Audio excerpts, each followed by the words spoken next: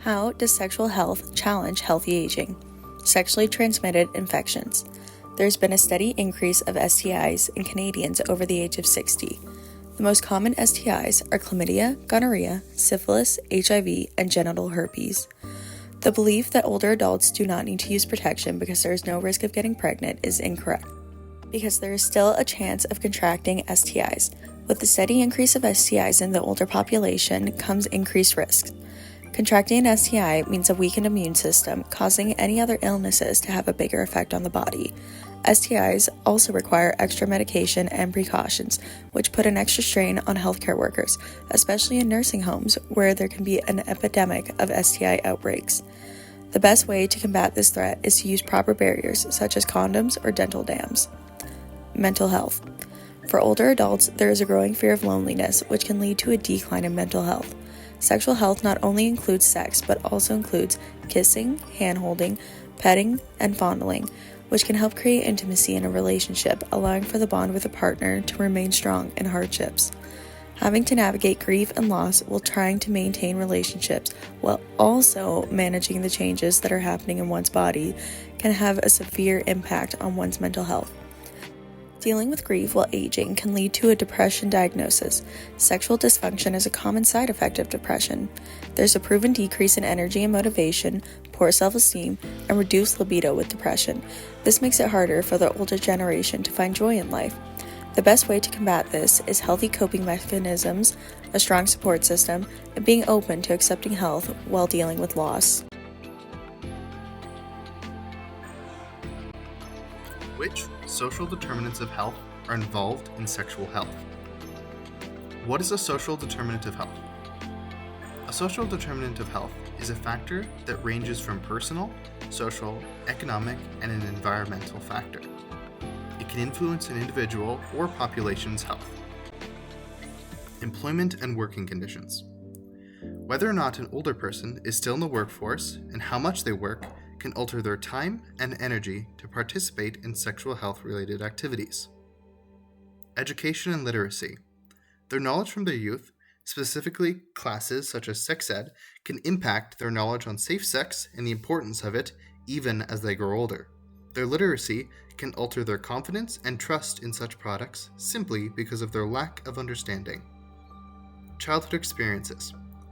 Early adolescent experiences can alter how one feels about sexual health. This can assist an old person in understanding their body better or be a boundary keeping them isolated. Physical environments. Your environment impacts your comfortability and excitement for any type of sexual health, especially in old age when you don't have the same strength or flexibility you had in your youth. Healthy behaviors. As you get older, a drop-off in healthy behaviors is common and usually associated with sudden physical or social life changes. Because of this, it is important to keep in mind proper hygiene, diet, and exercise to ensure you have the energy required for any type of sexual health activity. Gender. Your body undergoes a lot of changes as you get older, such as menopause for women and decreased testosterone production and ED for men. Changes such as these can not only physically hurt, but also emotionally and socially hurt, as it may impact your own self-image. Culture. Your culture influences how comfortable you are about discussing such topics as sexual health, including how you have perceived it growing up. This can bring anxiety and fear of embarrassment in coming forward to ask about such topics. As practical nurse learners, how can we promote health about our topic? Open conversations. Having open conversations as a practical nurse learner is critical. Topics surrounding sexual health can always be uncomfortable to talk about because of stigmas or otherwise. In order to make these conversations easier, we must learn to build rapport with our patients by creating a judgment-free space where our patients feel comfortable and respected. It allows them to be more open and allows us to have these uncomfortable conversations, such as intimacy or problems they may be having with little to no embarrassment. Next is patient-centered care. As student nurses, we have to prioritize patient-centered care by respecting everyone's needs and cultural sensitivities in relation to sexual health. We are able to provide meaningful support and comfort while ensuring our patient still feels heard, respected, and valued. Finally, we go to having up-to-date information in patient teaching. As the world changes, information does too.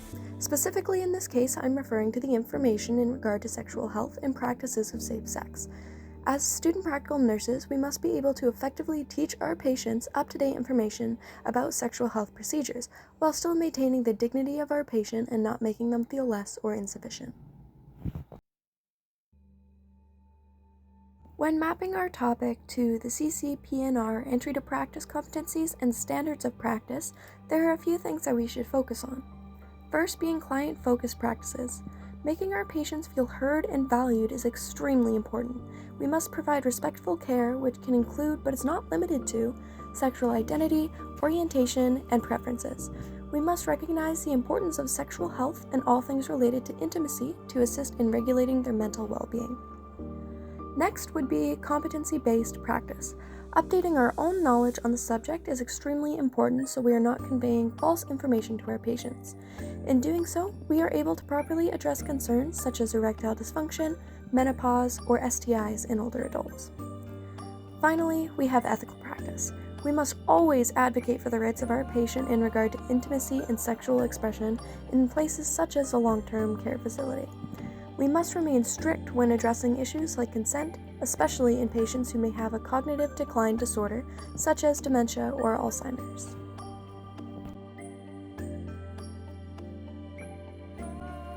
How does sexual health contribute to healthy aging? Sexual health helps the older population with managing their mental health. Having a partner as you grow older allows for you to have extra comfort measures. This gives you a safe space to grieve your losses and combat loneliness as family and friends move away or pass on. Having a greater enjoyment of life. Being able to enjoy time with one's partner, whether it's a sexual relationship or even just hand-holding, has been proven to give the older population a better outlook and enjoyment in life. Keeping up with education of sexual health while aging. It is important that the older generation stays up to date on their sexual health education because even though they may not be able to get pregnant, there is still a risk of contracting an STI. It is important that the older population knows what signs to look for and how to protect themselves. Having a positive effect on self-image. As people age, their self-perception may decline, and being able to have a partner that will love them and build them back up is vital to ensuring a positive self-image.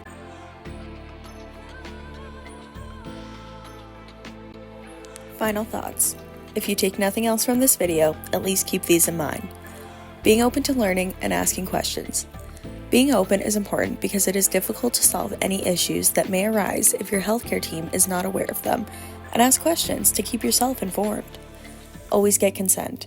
Consent is very important when dealing with anyone, but especially when dealing with loved ones who are experiencing cognitive declines. Take care of your body. The importance of keeping a healthy body and mind impacts a lot, and it also lets you participate in more fun activities. And finally, always use protection. Just because there isn't a risk of getting pregnant doesn't mean you shouldn't take precautions to keep yourself safe.